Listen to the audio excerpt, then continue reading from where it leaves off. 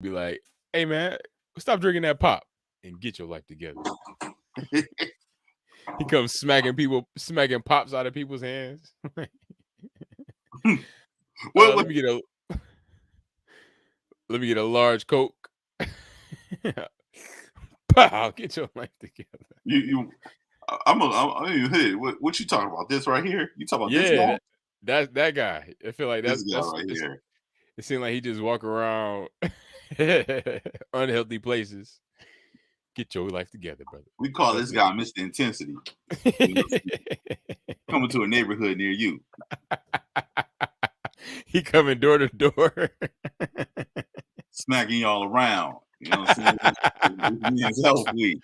You know what I mean? So he got a list of every dude over 40. making sure they check their prostate. So, ladies and Smack. gentlemen, if you don't know, man, you know, if you read what it says, it's this is Mask Off. Health as well. You got young Malachi, intensified. Turned up with the intensity this week. You know, we want to make sure we check out our health because it's well. And you also see we got some special guests in the building, man. Registered nurse, Mr. Derek Moran, and Dr. Maria Silva-Schahfer. Yes. You know what I mean? I know she probably gonna crack up when she hear me say that again. Dr. Maria Silva-Schahfer. It just roll up. We gotta roll those R's on that Maria? Maria. Yeah. Maria. Maria. Yeah. But they're gonna be coming in, man. And these are my peoples. We go back so far back to woo-wee. Man, y'all, I'm gonna expose y'all right now because y'all friendship is my lifetime. You weren't even born. You weren't even born, bro. That's crazy. He said, y'all said 26 years. I'm 27. You know what I'm saying? Wow, you was a young boy. Y'all got together right before I was formed. Yo, the thing about that is, I used to always hate being the old head in situations. And now I'm the old head in this. That's crazy. You definitely the OG. You see, I call you OG.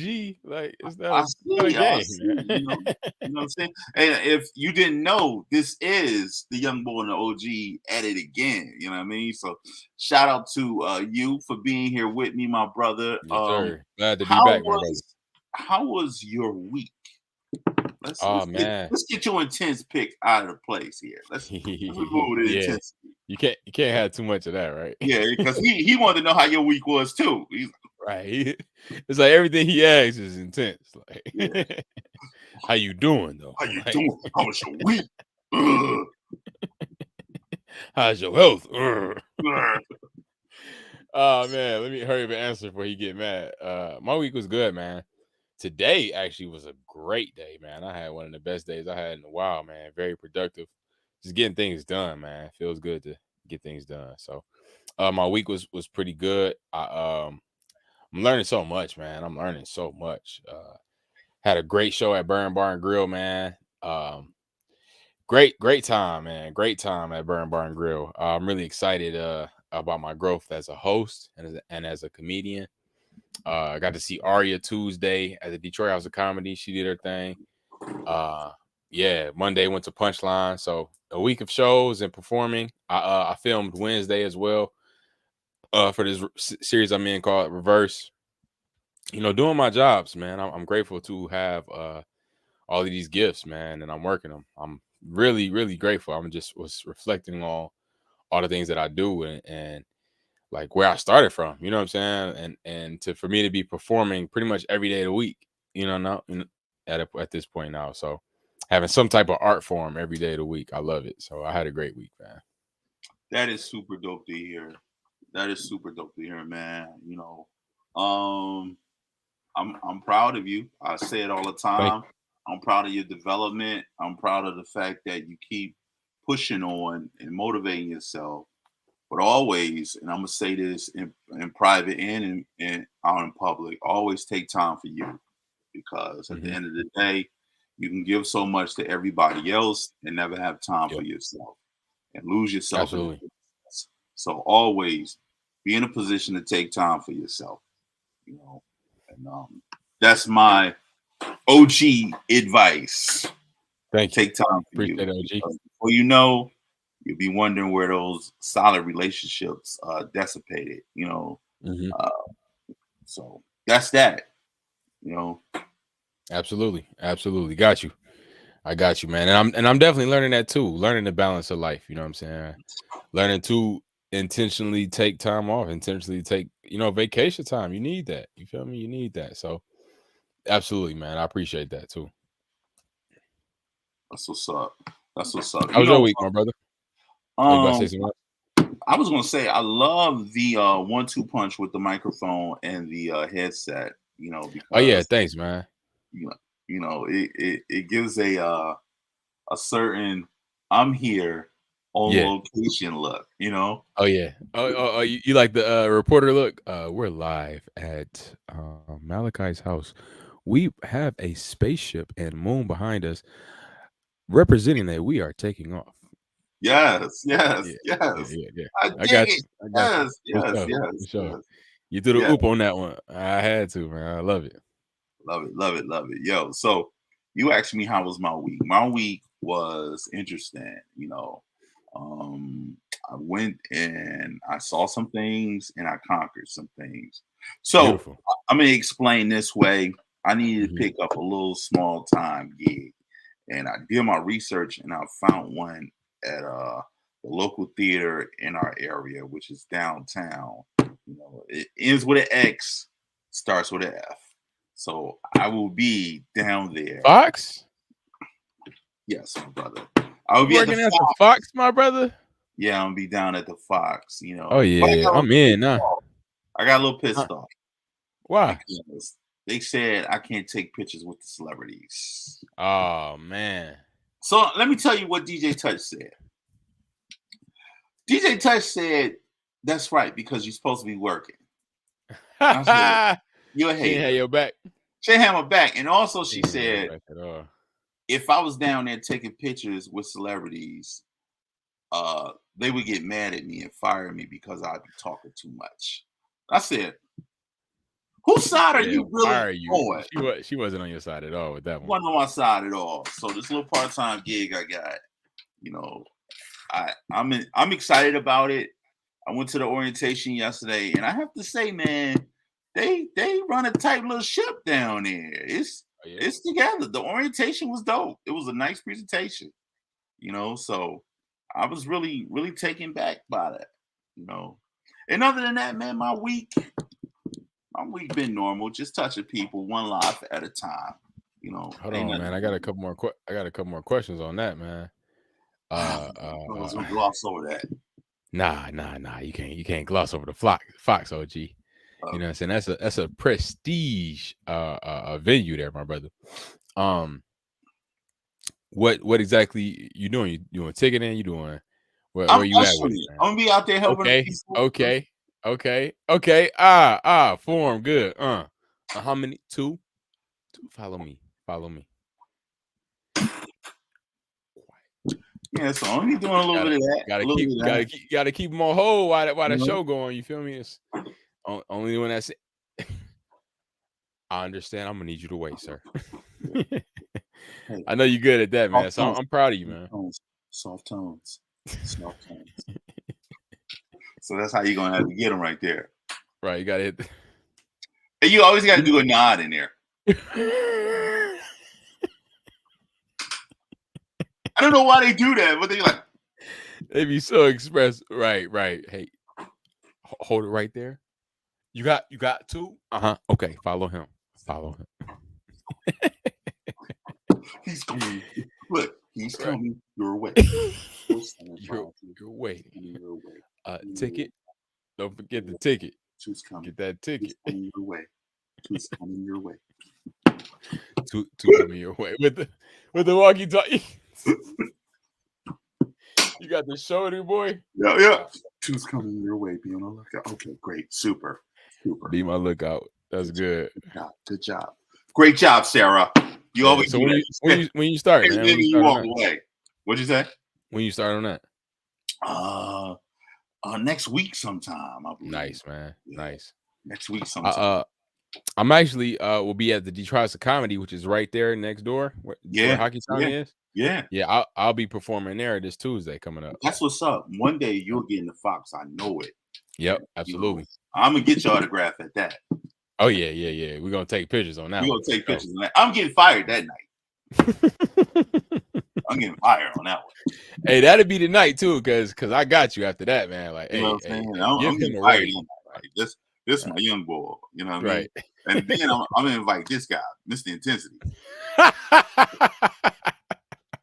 Good callback, man. Mr. Intensity coming through. Mr. Intensity where your seat? Hey, he the head usher at the Fox. How many seats you need? Yeah, man. So that's what we're gonna do, man. Yes, sir. Yes, sir. Love it. So we always start the show off the way we started off. We always got to do it with nothing but what you do, man. Where is that? I'm looking for it. I can't find it. So I think I might have to name one. I think it should be still there. It's not there. I don't see it. We got a couple comments too. Danny Love in the building rocking with us. Oh, cool. What's up, Danny Love?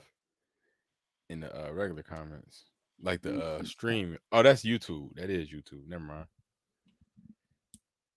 mind. Yeah, she said, so proud of you, Mal. That you time is very important. Oh, that you time is very important. And gotta add the nod. She already know. Danny the head usher too. Oh, word. She get it in. Not for real. It was a joke.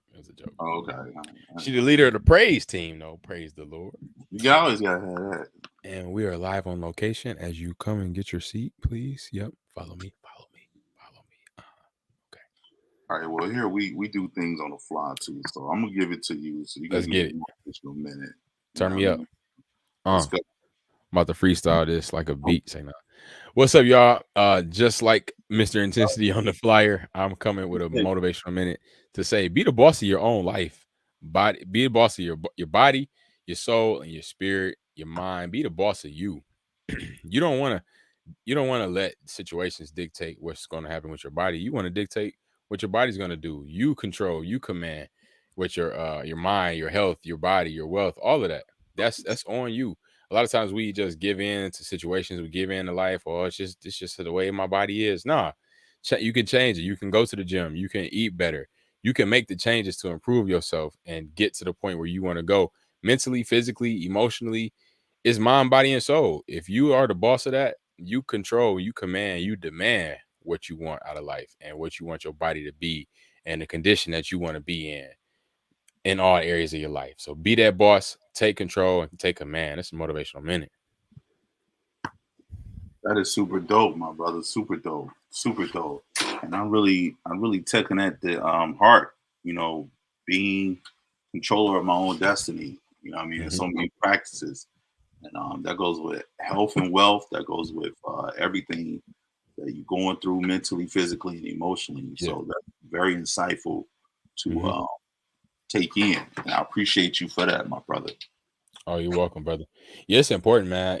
Even myself, I've been allowing things to happen to me. You know what I'm saying? Both mentally or I've been pretty good with the physical part, but mainly the mental part. Allowing myself to take control. You know what I'm saying? You don't have to accept certain thoughts, certain ideas, you plant the garden of what you want, and you cultivate that and you build that and you protect outside of anything that you don't want. And that starts with being clear about what you want, being clear about what you want your body to look like, being clear about how you want to think, being clear about, what type of life you want to live, because you have to think a certain way to live this certain type of life that you want, free of, and just having freedom in life. Freedom costs, and the cost of it is you getting beyond what's holding you back.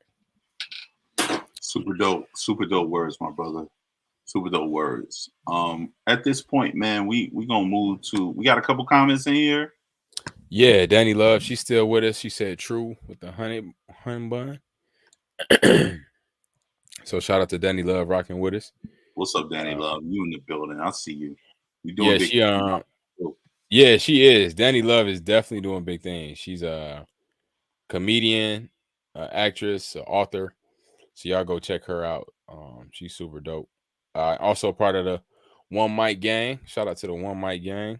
One mic gang. What it do? What it do? All I need is one mic. All I need is one mic. For some reason, our Planet Ant on a different name, but there's no comments in there yet. Yeah. We'll worry about that later. I think that's it right now. Yep. So you ready, my brother? Kurt Brinker. He said, "This is my favorite show." Shout out to Kurt Brinker. Man. Shout out to Brent. I love that right there. I love that. That warms my heart right there. I love that energy right there. That warms my heart. His favorite show. Big salute. Glad we. That just changed my life, man. That changed my life. It did. It really did. Like I really want to acknowledge that. You know, we should frame that or something. I'm about to screenshot that. You know what I'm saying? That's heavy hitters right there. You feel me? And Danny's still rocking with us too. She said, "Thanks, Smile." She said, delete the negative thoughts. That's right, Danny. Delete them negative thoughts. That's good. Because you have to replace them. You know what I'm saying? You gotta control or delete. We're gonna take that out and we're gonna put this in. You know what I'm saying? As you said, gang. Thanks, man. I hear you. For sure. She already know what's up. We gonna slow it down and speed it up, man. So, and what I mean by slow it down is I'm gonna dig deep, way back deep to kind of touch on some subject matters. And I felt like I needed to bring some of the most two well-versed people I know, professional people I know that know what's going on. And today's episode, we talking about health is wealth. And two great people I want to bring to the table is Nurse Derek Moran. He's a registered nurse. And also Dr. Maria Shiva. So I'm going to bring him out. And if you don't mind, my brother, let's get to it. Hello. Hello. Good evening. Good evening. I see the excitement on y'all faces. I love it. Hey, thanks for having us. Thank you. I am ecstatic. For those who don't know, the people at the bottom, they are very, very, very, very, very, very, very good friends of mine that I know from way back in the day. Shout out to Orillas. That's number one. My brother from the Orilla crew, Mr. Moran, and also the females that went to our college, Miss Schahfer, Silva-Schahfer. Silva-Schahfer, there you go. Welcome. Thank you. Two things. Wait, I'm going to say something real quick. I'm younger than you guys, so it was 24 years ago. Thank you, Malachi. I had to say that. You're welcome. I love it too. She like, we ain't doing that. Elder statesman on this side. Right. Everyone. Close, but y'all over there. Right. Yeah. Oh yeah, that way. Stay over there. That means like Malachi was like 1. I know. What is that? 1 year old, like y'all dabbing each other up with full adulthood going on. Yeah. We was figuring it out, trying to figure it out. Malachi, while you were on, Derek was trying to show us his microphone because he got a little jealous that you had a fancy microphone, so he pulled out his. Oh, nice. Okay. You see, I gotta zoom in on that boy. Like, yo, why you holding the joint like that, though? Right.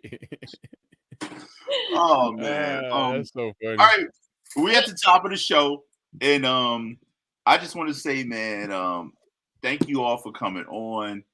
I bug my people to death to try to get them to come on and do things, and I'm honored to have you guys on. Starting with Miss Schahfer, Silva-Schahfer. Where you from? What's some of your credentials in your area? Tell us a little bit about you.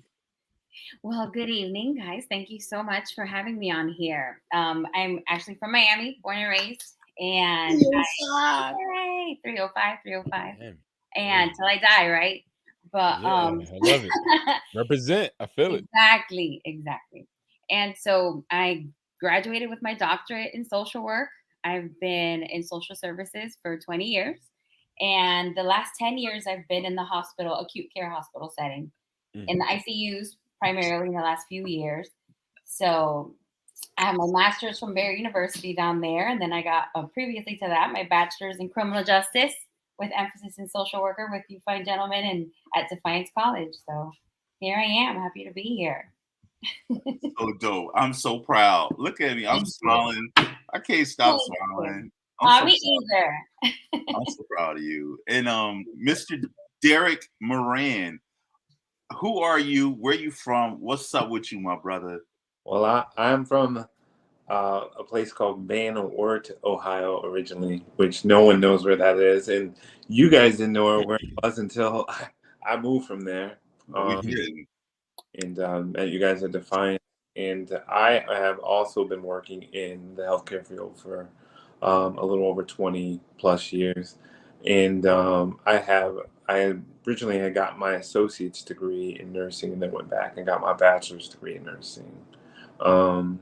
And I run a clinic that is trauma on Mondays, and then I have a colorectal and a little mix of hernia in both Parkinson's patients that we take care of, as well as some patients who need extra nutrition because of cancers and stuff like that. So we put tubes in their stomachs to assist them with extra nutrition and proteins. So that's kind of what I do for a living daily. Wow. That's pretty intense. Yeah, it is. Both of y'all working in the ICU and you working with trauma all day long. So this question kind of goes to both of y'all. With all that stuff going on, how do you guys manage to like break away from it? You know what I mean? Because I know you guys have hectic days. Like, how do you say, you know what? I'm gonna leave what's at work and fall back and relax. How you able to do that?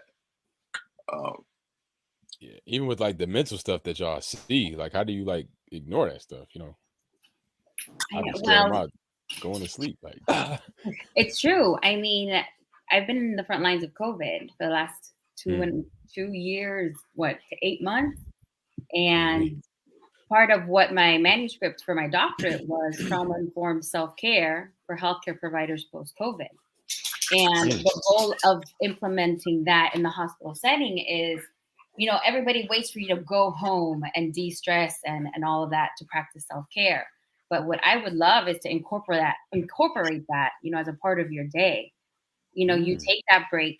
You know, people used to take smoke breaks, right? But instead of a smoke break, how about a meditation break? You know, we provide a safe space where a person can come in there, put on some mindfulness, you know, meditation, and take deep breaths, take a step back. You can do some meditation during that time. Or if you want to take your lunch time and do 30 minutes of yoga, your time is precious. And we need to take better care of ourselves. Because if we don't do it, no one else is going to do it. So, you know, having those boundaries is so important, you know, for all of us. And incorporating that as a part of your day, I think, is a way that you can increase longevity in the workplace as it is. You know, we're all stressed, whether it's in the hospital, as a teacher, anywhere, you know, just taking that time to take a step back, take deep breaths, and just focus on what's important to you, you know, and taking care of you. That's powerful. Derek? Yes. I second that. What Maria says is just having the opportunity to kind of step back and decompress and do something that you love to do. I love sports. I love working with kids. I'm really involved within the community. So on those days where I have those rough days, I can come home and go work and help out kids within my community. Like right now, I coach, and that right there, just seeing them do things that I teach them, it kind of takes away from the day. Does this stuff ever go away? No, it doesn't go away, because you're going to come right back into it again tomorrow. And even if you handle one situation, I trust and believe another situation is going to come up again tomorrow.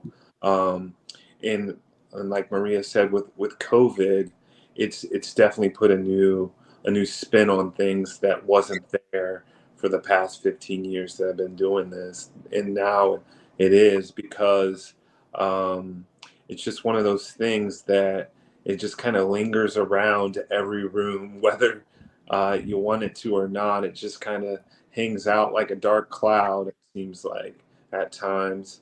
But I think as healthcare professionals, we are managing and figuring out ways to better deal with it and move on with life too. That's wonderful. You know, when I was working in residential, right? One of the residentials I was working in, they came up with mindfulness, and also not only just mindfulness, they was talking about having a masseuse come and massage us for a good 15 to 20 minutes. And I have to say that really, really, really changed the dynamic of my day, you know, and having the ability to break away, you know, it releases so much tension throughout the day. You know, you less stress, you know what I mean? Just being able to de-stress like that. So that's good. And I think being intentional about that is very important. Yeah. Definitely. One other question I want to have for you guys, why does working in the capacity you guys work in so important to both of y'all? You know, like working in the healthcare industry. Why is that? Out of all the things you could have been doing, you know, from what I understand, you mentioned law enforcement previously, Maria. Why was there a choice to move to the healthcare industry opposed to being in law enforcement? I think it's just the overall, I always had this urge, this feeling that I wanted to help people, right? In what capacity, you know, initially I didn't know. And I think the more that I was in the community and as a part of, you know, what I could help with, you know, it's improving the overall human condition.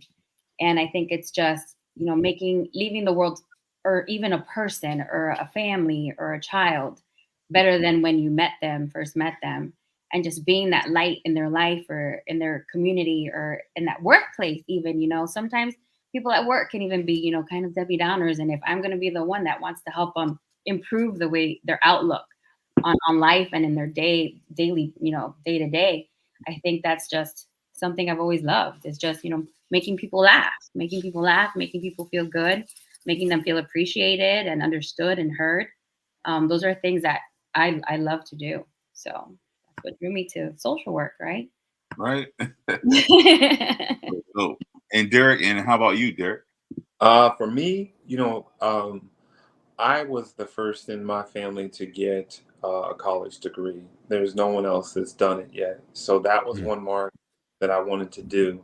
When we were at Defiance, I had an aunt that had gotten sick in Mississippi. So I went down to see her, and my family lives in a lower income neighborhood, and she didn't have insurance, and she was in the hospital. And I remember just asking the physician if there's something that I could do for my aunt. And I remember him throwing me a ball and said, have her squeeze this ball. And that never sat right with me from that point on. And I actually, at Defiance, was there for elementary ed, and I switched my majors to go into healthcare because I knew I could do better than especially than how that physician treated me. It made me feel like I was inferior to him, and I kind of just made some moves and switched it around. And I like what I do because I can help people. I work in an inner city hospital, and it's great. It's amazing how a negative can be turned into a positive, you know what I mean? And it can be fuel to motivate you to do something a little bit more that you weren't even thinking that you were going to be set out to do in life. And that's dynamic. And I thank you both. I'm sure Malachi, thank you both. And congratulations to you, my brother, for setting that tone for your kids and your family. Absolutely. The first one to graduate from college too. You know, that's a tidbit that I remember you shared with me, and I'm glad you put that out there because we need more people that's out there making a difference in the healthcare field, whether it's minorities, whether it's men, period. We need more of us out there making a substantial impact. Absolutely. As far as impact, I want to talk about some of the things men should be looking out for as far as our health and our wealth, because that's why we're here today. What are some of the matter of fact, I'm gonna stop and I'm gonna apologize for a moment. Maria, I'm gonna talk some men stuff right quick, some men body part stuff. So what's if hold on for a minute, Doc. Doc. So Derek, what's some of the things we should be looking at, or some of the age ranges where we should be grappling with to try to check out let's just say, like, when should I get my prostate checked, all those things, and when should there be a moment where I should even feel comfortable to go to the doctor? Like, you should start steering it now. You should have started steering it a while back. And this would be a prime opportunity of not to have Maria be on the back burner, because guess what? If you have a woman with you, you're guaranteed to live longer. I promise you that. Wow. The lifestyle that males live and the way that we are, we tend to want to always be the head of the leader, and no matter what and under any circumstance, provide for our families. And we don't see ourselves through the same light as what a female would see us through. So our loved ones, being our wives, girlfriends, etc., see us in a different light. So what I see a lot in my clinics is the wife accompanying the husband on these clinic visits, and that's where I get I would say about 90% of my information from. And the 10% that I do get from the male subject that's in the room, my patient, is not usually the truth. It's usually the wife that's the one that's in there telling on the husband and letting him know all of his bad habits. And I see Maria shaking her head. She knows I'm correct. So I think in order to get a good grasp on what's going on, you need to have a significant other there to just kind of be the one that's going to be the truth maker, because they want to keep you around longer. And that is a true fact, that having a significant other with you, or to kind of be able to help guide you through this thing that we call life, will make you live a little bit longer. so do you think that even with the doctor's appointments, do you think it's always best to go as a group? I think it is. I mean, COVID has kind of put limits on some of those things, but they're starting to kind of let that stuff up. But I feel like as males, I think that we're doing better than we were 10 to 20 years ago as far as being able to be open with the physicians. But I think that that's because we have an endless amount of resources that are available, that we don't have to put our flaws out there for everyone to see. I mean, you can go on the internet and Google anything, but I guess just know what you're Googling to make sure that what you have is evidence-based. But you can get an idea of some of the consequences of not meeting up with a provider. So I would like to say I apologize. I feel like a complete playhead for not incorporating Dr. Maria Silva-Schahfer in this conversation, because I thought it was concerning just men. But the key component, as you say, is women. I could just say this out loud: women tend to live longer than men anyway, right? So they would know more about us than anything. Is that right? Well, there's studies, that say a man that's married to a woman lives longer. But when a woman is married to a man, she lives shorter. So, Wow, it's a that's double-edged funny. sword. Yeah. It's a double-edged sword there, my friends. Yeah. But we're in this together, and like Derek said, it's because when a man puts his physical health on the back burner, it can affect their mental health, right?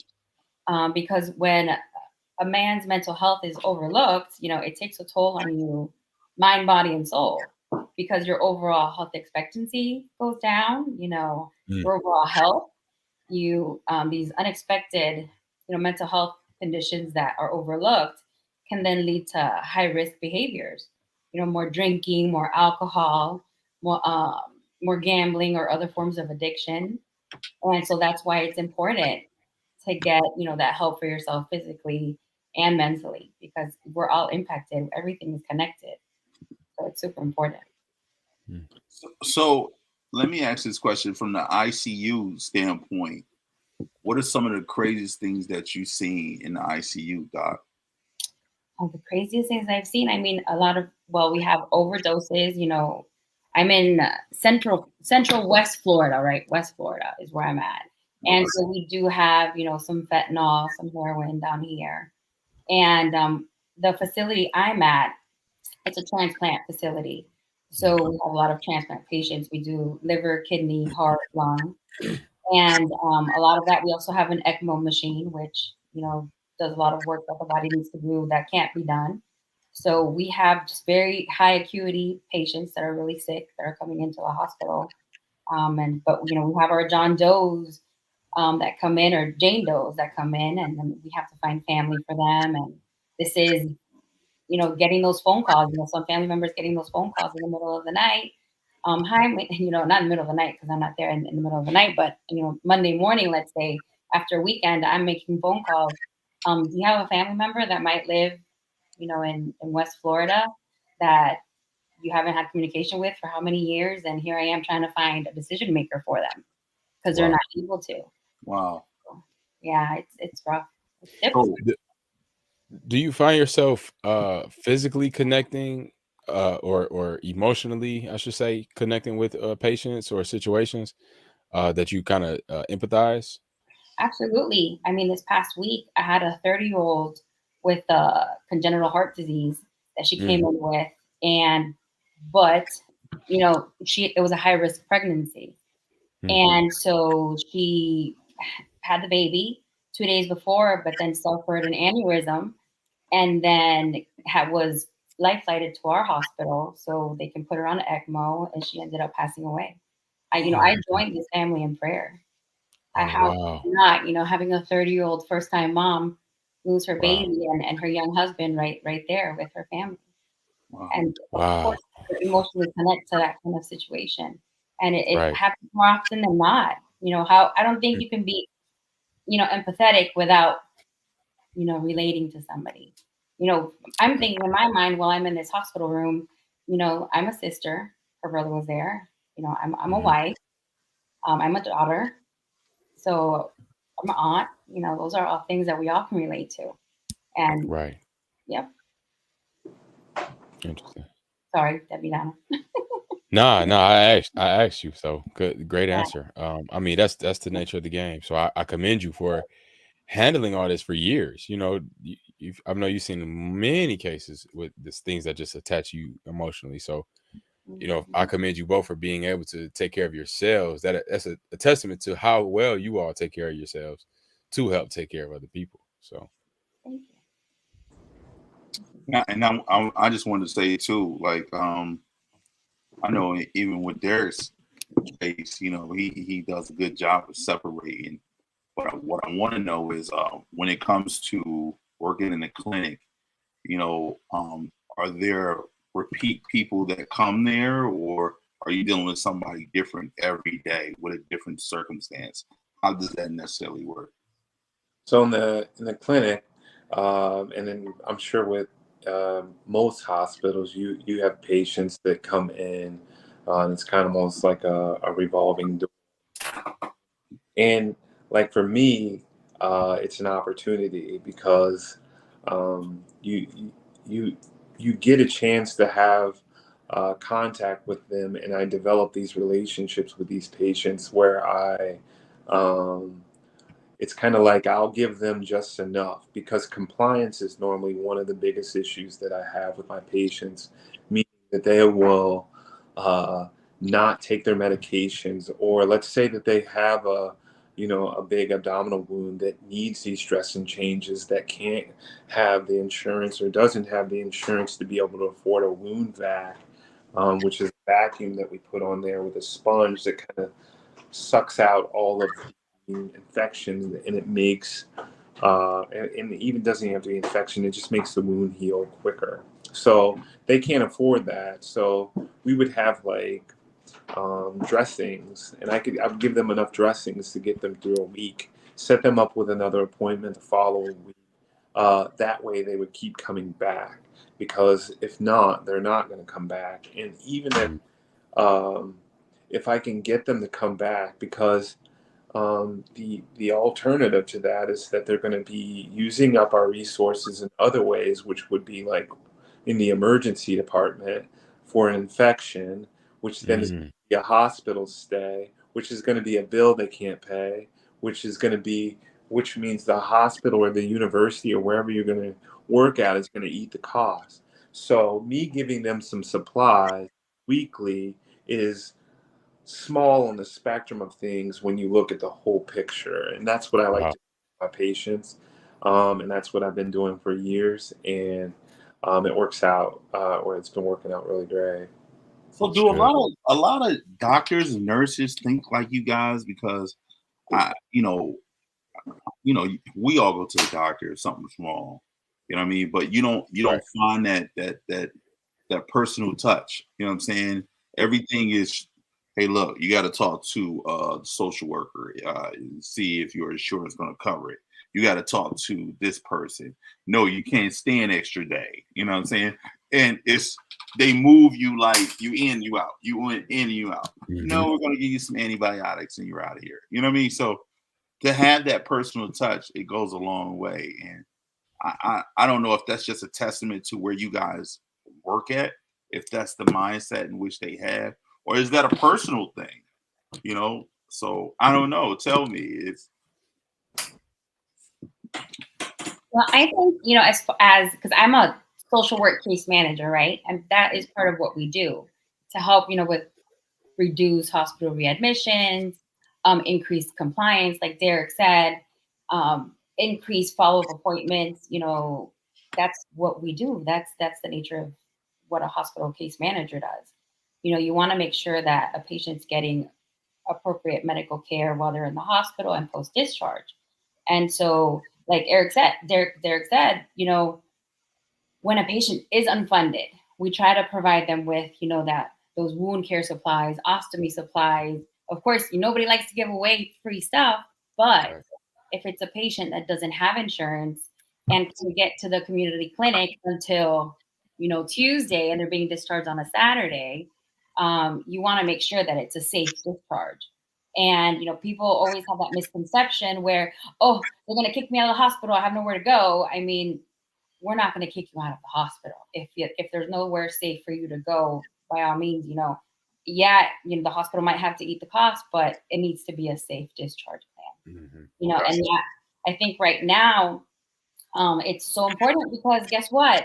Your family member is going to call the news and say that Maria discharged me and I didn't have any, equipment to take care of my wound, and I'm on TV then. Nobody wants that, So I think it's something that we all try to achieve, is a safe discharge for our patients, because we don't want them to get sicker or die or come back. So, yeah. So before we roll out of here, one thing I want to go over again, and I don't want to make an ass out of myself like I did earlier. I want to include both of you guys. So I want to know, like, what's some of the practices people can take to start, especially men, because I know women be on their health, man, whether they checking out the new diet or, whether they checking out some new Nutrigain foods and counting calories. What's some of the things that we can do as men, so we can start being more proactive? Because it's something along the lines of wanting to do it and getting forced to do it. It can be something that can motivate us to want to be more health conscious. I also want to know why don't we also, like, why was the issue now and how do we solve it? Thank you, Malachi. That's a good one too. You want me to go? You go first. I'll come after. So I think the best thing that we can do is prevention. So like you were saying, I think developing a relationship with your primary care provider, or they'll say PCP. You hear that sometimes in the hospital setting. Prostate exams. Even if they don't do the exam, they can draw labs on you, where they can check to see how that stuff is, and what your levels are. The prostate being, um, it's kind of like about the size of a walnut, kind of surrounds your urethra. And as you get older, it gets bigger, and it gets bigger, it can kind of impede the flow of urine. And that's usually one of the first things you see, is difficulty urinating. As And then as you get older, you may not be able to urinate. There's medications that you can take that can assist with that, kind of assist with the flow, but it can also decrease the risk of developing prostate cancer. Cholesterol is one of those other ones, that's a big heavy hitter that always seems to hit home with patients. And whether you're obese or not, it can be linked to genetics, or it can be linked to not eating well. So sometimes um, when you get your blood work done, you'll see where you'll see like HDL or LDL, and no one ever knows the difference. But what I always tell my patients is the way to differentiate between the two is, if you think of LDL, you think of lousy. Well, that's your bad cholesterol. And you think of HDL and think of happy, that's your good cholesterol. So of course you want your good cholesterol to be, for males, I believe it's 40 and above. That's good. And ways that you can do that is by healthy eating and exercise. Exercise being a key component. At least 150 minutes a week of exercise. Your LDL can be lowered by foods that are not high in saturated fats, because that tends to sit in our bloodstreams, because cholesterol is a type of fat that our body uses to kind of develop and make new cells. But an overabundance of that can build plaques in there within the walls of the arteries that can lead to stroke or a heart attack or something like that. And those things are what we don't want. And cholesterol is one of those sneaky type diagnoses that it doesn't tell you that it's coming. You don't know when a stroke's coming. It just happens. And by the time that it happens, it's too late. And with a stroke, you can have a deficit on one side of your body versus the other, or you can even die from it. So, or a heart attack, because plaque builds up in the walls of the vessels and it closes off, and then you're not getting any flow of blood.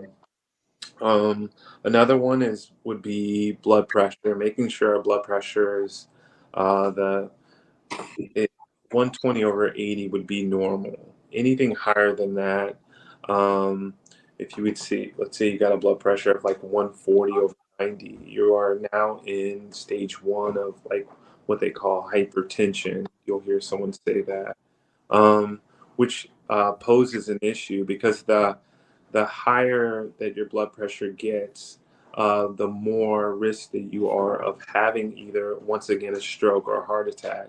And for men's health, since we're on that topic, not only does high blood pressure affect the big vessels like we're talking about in our brains and our hearts, but it also affects the little vessels that are in like our reproductive system. So we have little vessels that allow us to have an erection.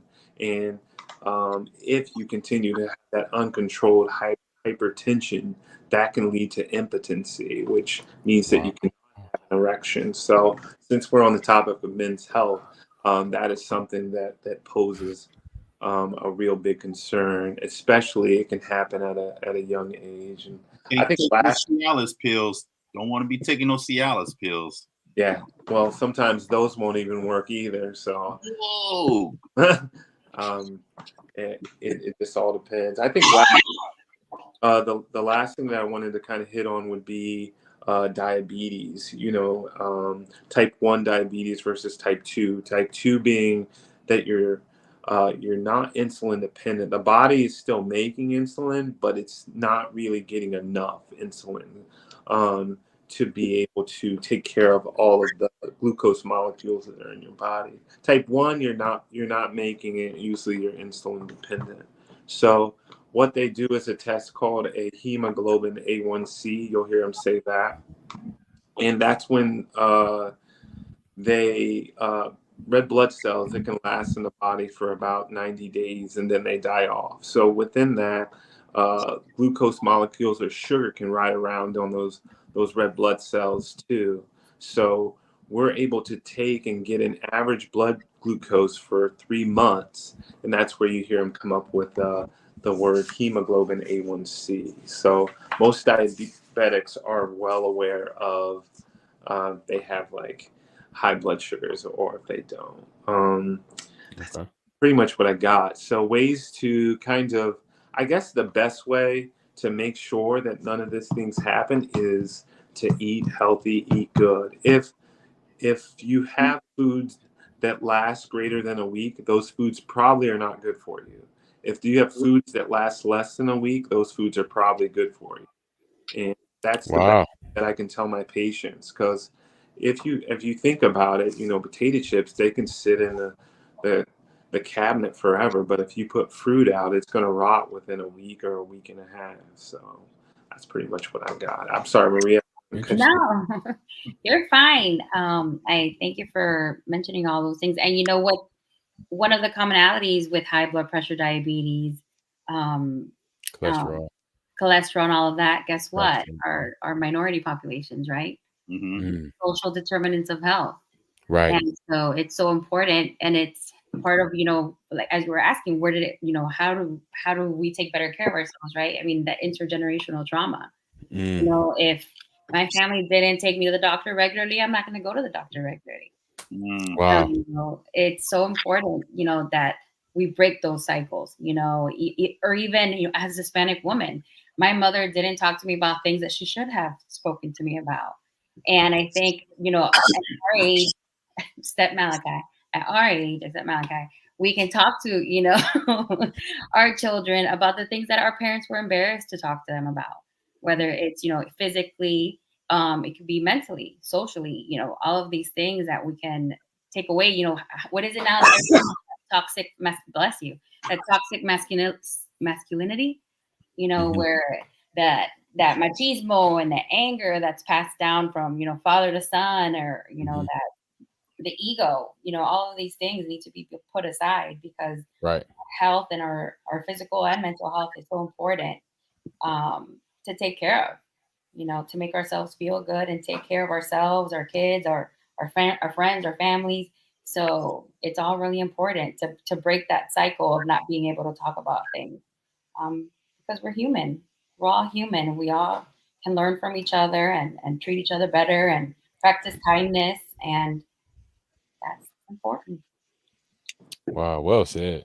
Well said. Both of you all. And I really appreciate you guys joining this conversation with us. Brought me some insight as well, things I need to be more conscious of. So thank you all. Definitely, man. I don't think I would have been able to do this show tonight without you two. You know what I'm saying? And definitely not. Just having the correlation with the hospital and the clinic and the nurse and the doctor, it's really deep. And I'm honored. Malachi's honored. We are honored to have you here at MaskOff. Anytime you guys want to come back, welcome to come back. This was so fun. Thank you, guys. Oh, thank you. You're welcome. Thank you. Really enjoyed it. And I don't know if you guys are used to interviews like this and stuff, but no, I really enjoyed you all. Thank you. My first interview, so thank you guys. Yep. Yes. Yep. There we go. That's what we do. Mask off. Thank you. Yeah. You're welcome to come back anytime. Family is family. Once you come on, you always welcome to come on. If you just want to come and kick it, chill, talk trash, you're welcome to do that. I should go on this side. What you doing, bro? I'm trying to do like the Brady Bunch. See that? Hey, there you go. All right. Nice. That's pretty dope. Oh, Yeah. Yeah. Yeah. Oh, yeah. You can tell we old with this one right here. right. That was cool though. I enjoyed that little Oh, moment. yeah. Hey, Tone. You see how I got that? That was kind of like bait right there. That lets you know that Maria, she knew with the Brady Bunch. So She know what time it is. So that lets you know she she's tried to separate herself from us, but she knew what time it was. Of course.